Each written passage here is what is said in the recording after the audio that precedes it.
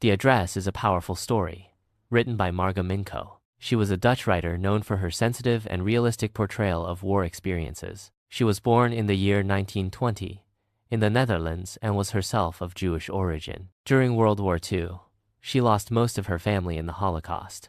The Address is set in post-war Holland and reflects the harsh reality faced by Jewish families after the war, when lives were torn apart and trust was tested. The story highlights not just physical loss, but emotional loss, showing how memories can sometimes be more painful than the truth. The ending is powerful because the girl chooses to let go of the belongings of her shattered past, realizing that objects cannot bring back the love and warmth of her lost home. Sometimes, what we search for isn't things, but the echoes of love and home. The story starts with a door knock. I knocked at her door and asked her, "Do you still know me?" But she looked at me carefully and said, "No, I don't know you." "I'm Mrs. S.'s daughter." When I told her that I was Mrs. S.'s daughter, she did not show any sign of recognition. She kept holding the door as if she didn't want to open it fully. For a moment, I wondered if I had made a mistake.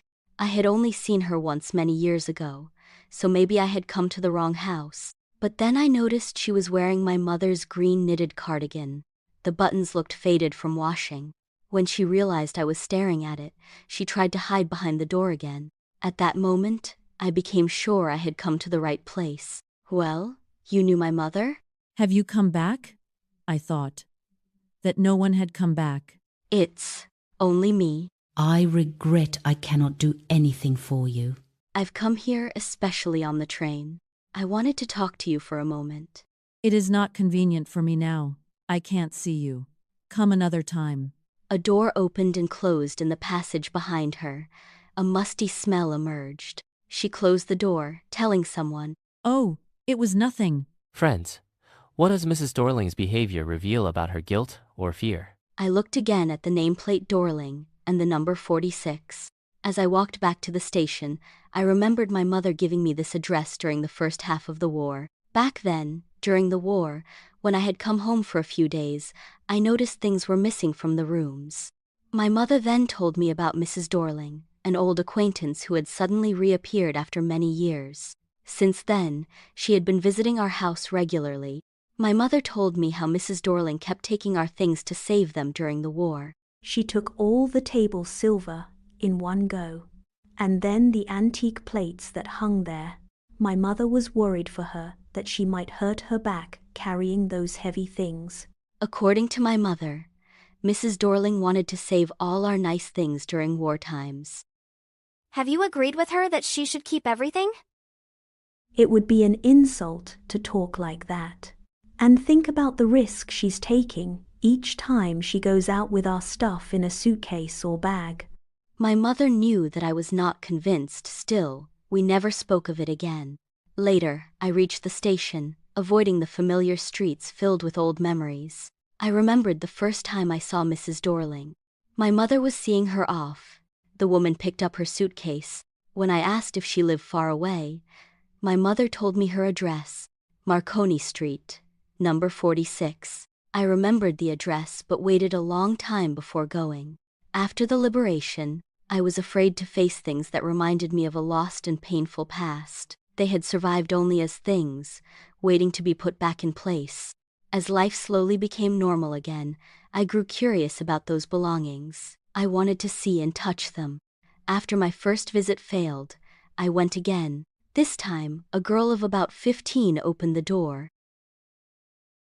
"Is your mother at home?" No, my mother's doing an errand. "No matter, I'll wait for her." I followed the girl down the passage and noticed an old Hanukkah candle holder near the mirror. She led me into the living room. I stopped, horrified.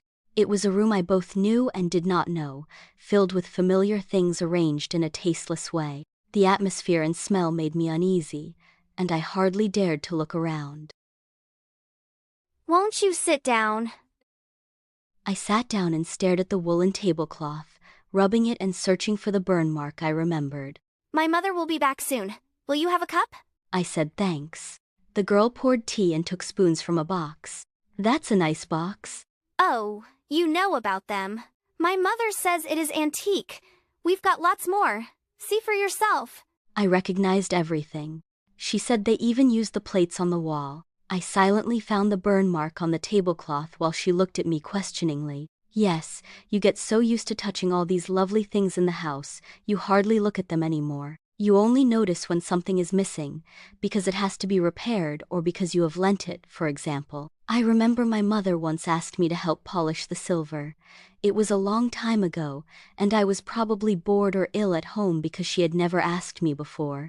When I asked which silver, she said the spoons, forks, and knives. And that was the strange thing. I didn't know the cutlery we ate off every day was silver. I was told her that when you live with beautiful things, you stop noticing them and only realize their value when they are missing. I suddenly got up, saying I had to catch my train. Don't you want to wait for my mother? No, I must go. As I left, I heard the spoons and forks jingling.